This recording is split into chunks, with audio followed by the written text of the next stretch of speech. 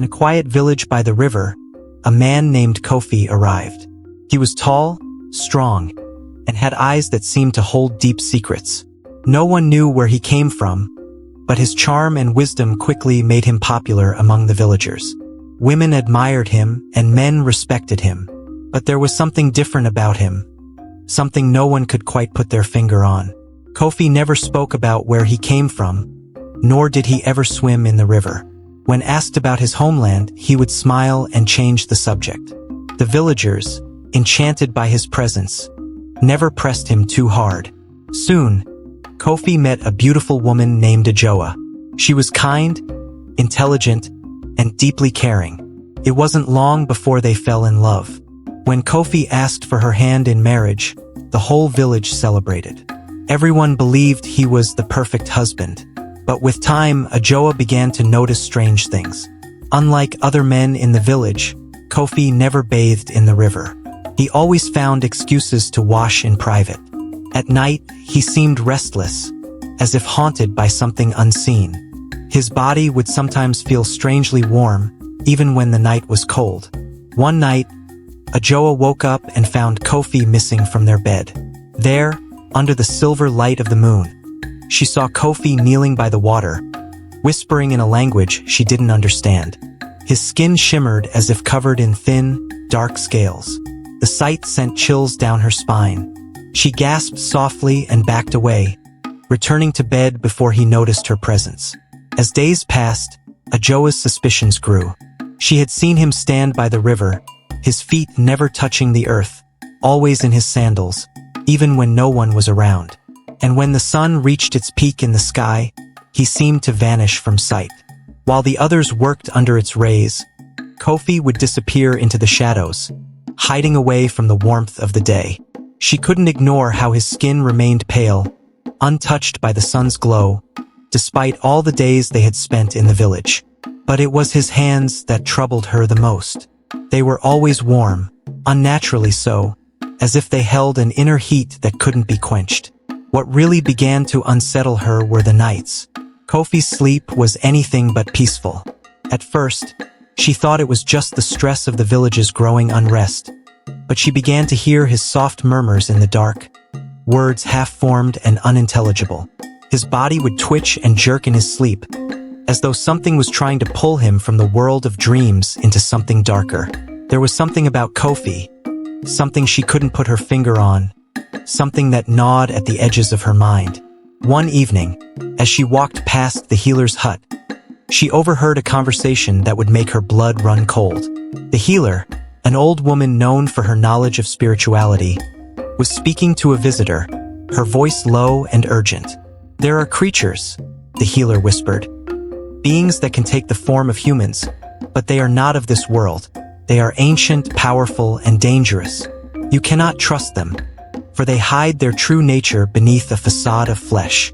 Adjoa stopped dead in her tracks, her heart pounding in her chest. She couldn't hear the rest of the conversation, but those words, those terrifying words, echoed in her mind. Could Kofi be one of them? Could he be hiding something far more terrifying than she had ever imagined? The possibility chilled her to the bone. Determined to uncover the truth, Adjoa devised a plan. That night, she prepared a meal with herbs and roots, known to ward off dark spirits. When she placed the dish before him, Kofi hesitated. His eyes flickered with something unease. Before he took a small bite, his face contorted in discomfort. He quickly put the food down, his hands shaking ever so slightly. I've lost my appetite," he muttered, his voice distant, as if something inside him was struggling to surface. Adjoa didn't press him, though her heart raced. The seed of doubt had been planted, and it had taken root. That night, Adjoa lay beside Kofi, pretending to sleep. Slowly, she slipped out of bed and pulled back the blanket. What she saw sent a jolt of terror through her chest. Kofi, once so solid and human, was no longer the man she thought she knew. His legs had vanished. In their place, a long, dark serpent's tail coiled beneath him, its scales shimmering in the moonlight.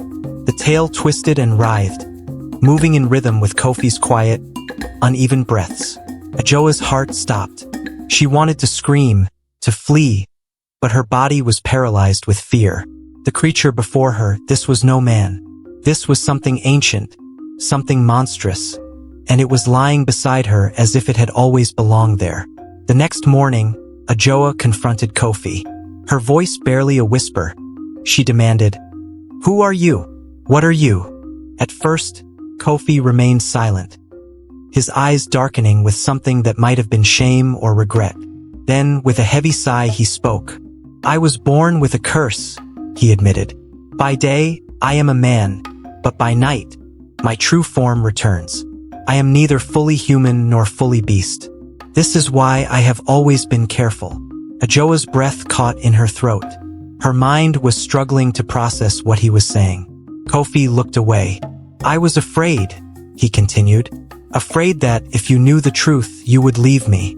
I don't want to lose you." Torn between love and fear, Adjoa brought her worries to the village elders. Soon, whispers spread through the village. Some called Kofi a threat, while others defended him. Unable to agree, they sought the great priestess. The priestess studied Kofi and spoke. "This is no ordinary curse.